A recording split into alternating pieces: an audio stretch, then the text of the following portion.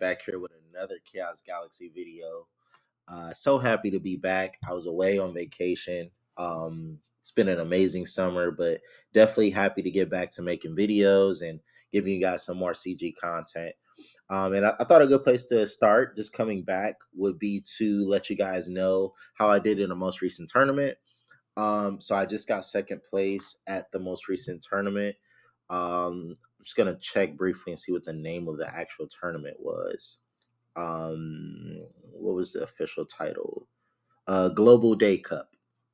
So it was a 1 day tournament, just something very quickly.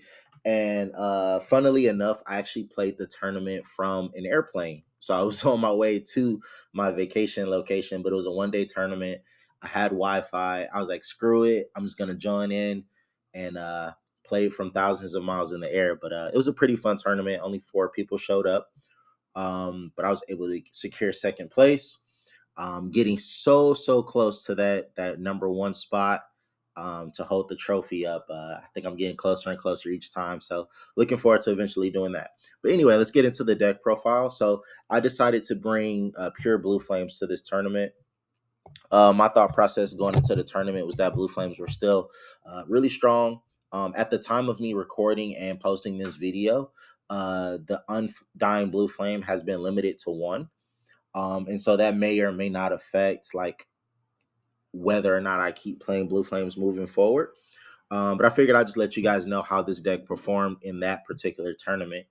Um, all right, so let's get into the deck profile. Okay, so starting off, I decided to run Meltalon. I wanted to really respect decks that have like higher health, because I felt like APC was still kind of roaming around. So you still got to respect the Serpent, which is at 430. During testing, I ran into a few Scardian matchups as well, and so I kind of felt like maybe someone would bring Scardians as a surprise pick. And this deck against high health stuff can be an issue if you don't open with a really strong hand, right? And so I didn't want to put a lot of pressure on Jakra and Jakra combined with Zomato, or using my moons just to boost the blue flames, just to kind of keep trading one for one with the creatures. And so Meltalon just felt like a good card. Like if I draw it, I have it in hand. And if they play something with high health, then I'll drop it down and could be able to trade efficiently and keep going with my game plan. So I was really happy with the Meltalon pick. Um, mouth. So this was an interesting tech choice. I wanted to run more Shias creatures to keep the planet ability going, but also wanted something that could be a good closer in the end game. And mouth was actually really good, and actually did come up. I noticed that in a lot of testing games, I would end on 2 to 3 battle zones. And then the nature of the deck is to discard a lot of creatures because you're kind of playing from the graveyard with like, you want your blue flame cards killed and then you bring them back with the temple. Or even if you use offerings to Eos, you're very quickly getting up to 6+ dead Shias creatures. And so at any point, I could surprise my opponent with mouth, and that's a potential 6 to 9 point swing right there. Or it's really good at being a one card clear the board type of creature. So I was really happy with this pick too, and it actually helped me in I want to say my second round. It came up, so I was happy with this pick. Obviously, running the blue flame package, I think the way the deck was going before the tower limit, running one Laji is fine. Um, because of how strong the moon is for draw power, I never felt like I wasn't getting to my moon fast enough. I mean, I'm sorry, wasn't getting to the tower fast enough, and so I just cut to have one Laji. But you can definitely run 2 Laji if you want. Like, it's nothing wrong with that. My favorite blue flame is definitely Scarl. I think Scarl is very underrated. The effect says after the zone creature is killed or returned to your galaxy by a card ability, you gain 1 point. And so it can come up in a lot of different situations, right? Somebody galaxy crashes you, they use TFP. Um, Even if you swing and you want to force out a beast of the black hole. What's another instance? I had a training match against a Teklar player and they used safety cable. And so it shuffled Scarl back into my deck. And so I was able to gain a point. And that got me one step closer to lethal because it was like the late mid game going into the end game. And so, chipping away these points or like getting the burn damage is pretty cool. And what I also like to do too is use the temple to bring it back as a 3-point swinger, but keep the temple on the field. And then at the end of my turn, squirrel dies and I gain a point. And so in some instances, I would bring him back, swing for 3, and then in my end phase, when it dies, I gain another point. So it was getting me 4 points of value, and it's a really strong creature that pressures a lot.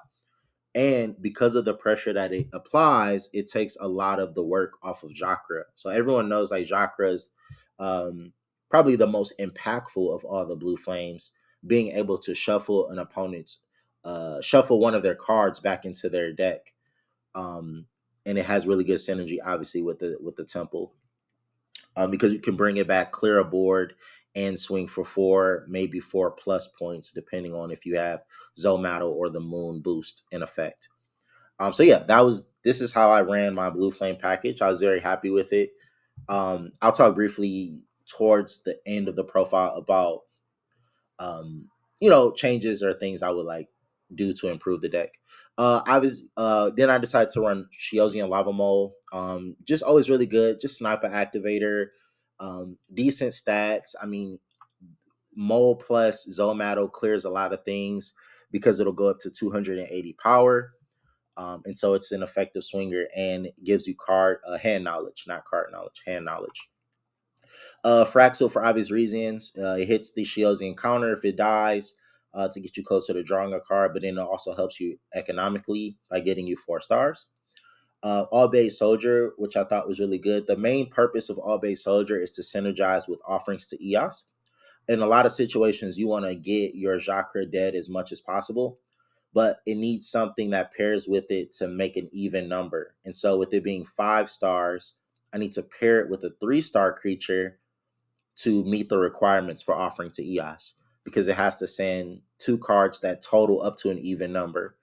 And so 5 plus 3 would get you 8. You'll kill a vanilla and Jacre will be ready to go just off of this one resource card. So I was very happy with this pick too. And even when you just hard draw it or hard play it too, like 250 is like very respectable, like for an attack. Like that's 3 points. And then, like I said, any major boost, that's a cheap creature that's clearing some of their most powerful creatures. So I was very happy with this pick as well. All right, you've probably been looking at this card this whole time, like why in the world would Chrono play Wick? Okay, I'm gonna justify myself. I'm probably the first and last player to ever use Wick, especially in a competitive sense. Um, but yeah, I thought Wick was pretty interesting. So one thing, like I said, the same situation with Meltalon and Mouth, is I wanted to still keep it very Shias centered, excuse me, so that I can keep gaining the counters in order to keep my draw power going. Especially in mirror matches, like you definitely want to be able to thin out your deck to get to your impactful cards and keep up with the pace. But because of how often you draw with the moons, like 2 moons, you're every other turn, you're pretty much getting an opportunity to make this card possible to draw. Um, and so that was enough justification to be like, hey, this would be cool if it procs. And actually, in the grand finals against Secret, it actually did come up. Like, I actually used the moon effect to draw a card. I top deck Wick, and I was able to trade Wick and get, I think I picked Mouth in that situation because I needed to clear his board. Um, and we were trading creatures back and forth. But this says any 6-star or lower creature, and I thought that was useful to be able to like have a 1 card toolbox to whatever card I needed in the moment. Was enough for me to run it and test it out. So I thought that was a pretty cool pick for me, and it actually came up. Zamrazet, for obvious reasons, you just want to have more zones. Um, Cheap 3-star, get an extra zone. That's just good value. Zomato to boost up any of my Shias creatures, as I talked before. The Moon, which is very, very powerful, being able to just keep adding a counter to your planet. And so you're putting a lot of pressure trading cards, and then you gain card advantage because a lot of decks are not able to keep up with like how much you draw. Um, unless you're like playing a mirror or something that's like really designed to keep up. But most decks can really get outpaced if the moons get up very quickly. For sale sign, I thought that I was handling the economy well enough to use for sale sign in impactful situations, and it did come up. But it also was a good target spot to just swap out for a as a side deck card as well.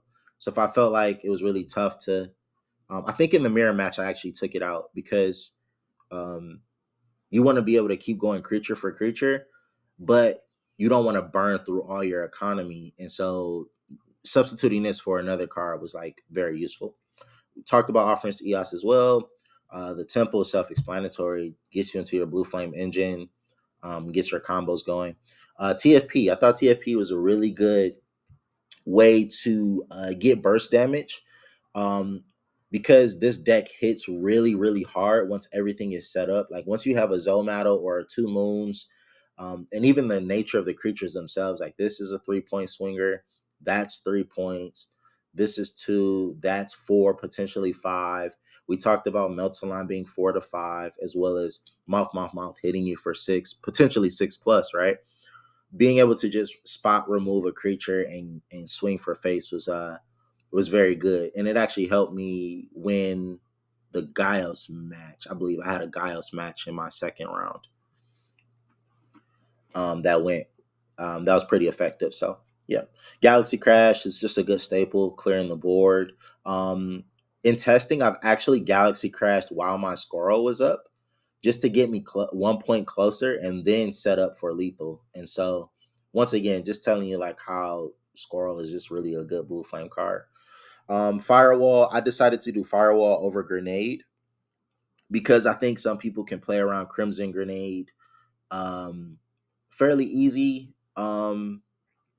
And Firewall was just, it just felt enough. Like Firewall plus TFP, I felt like I was still able to swing through boards and attack to the face. Double Erratic Void.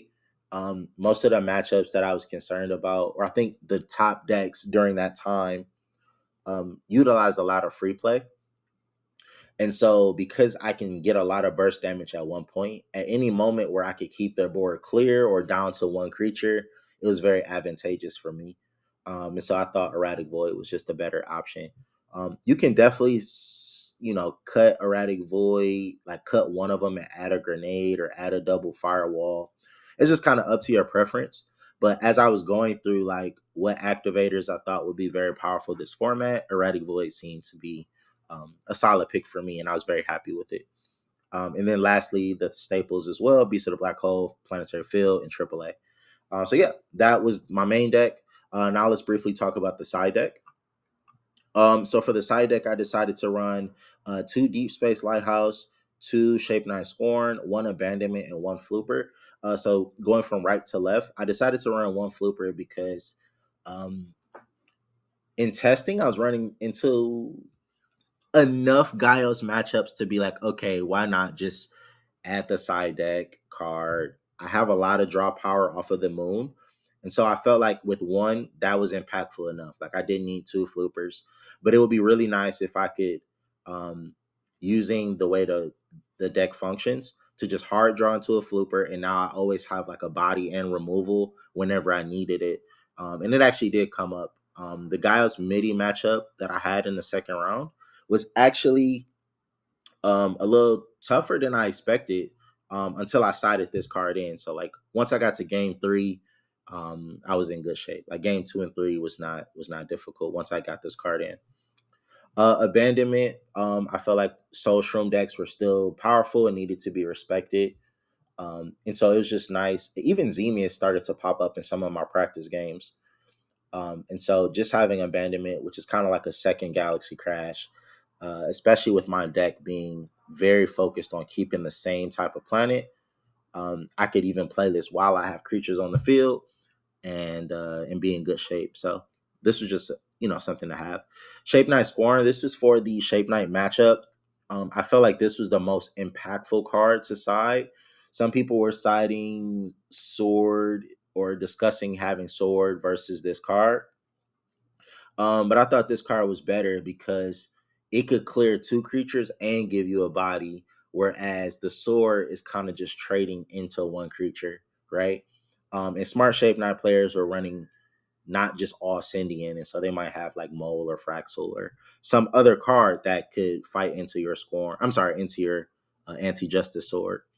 So this felt the most impactful. And then obviously Deep Space Lighthouse for the mirror match, um, which helped me a lot. Obviously, I ended up losing a mirror match in the grand finals, but it actually came down to the fact that my opponent main decked one copy of Deep Space Lighthouse, which was huge because winning that game one puts a lot of pressure, right? So game one was extremely difficult because he had one lighthouse and I didn't. And so he was able to like steal one of my creatures and get a lot of damage in one turn. And it took me some time to recover. Um, and then going into the next game, you're just hoping to draw these two, but yeah, you don't want to auto drop a game. And so I noticed some Blue Flame players would just already have one in the deck. And it wasn't a complete brick either because some other decks that I mentioned before, like Soul Shroom decks, would run Mole or Fraxel. And so there's a situation where you have one Lighthouse in hand and you're able to, you have like a 1 in 4 chance of stealing one of these cards. So very good meta call by my opponent. I think that was very smart. And, that's what helped them win the grand finals and they deserved it. So shout out to them. But yeah, don't want to take too much longer on the video, but this is my second place deck profile, Pure Blue Flames. Obviously, changes will have to be made because the tower has been limited to one. And so gonna do some testing and see if it's still worth even playing the deck because that's a big consistency hit. Or if I should pick up something else. But either way, I'll keep you guys posted. Thank you for tuning in. This is Chrono Knight from Chaos Galaxy, signing out.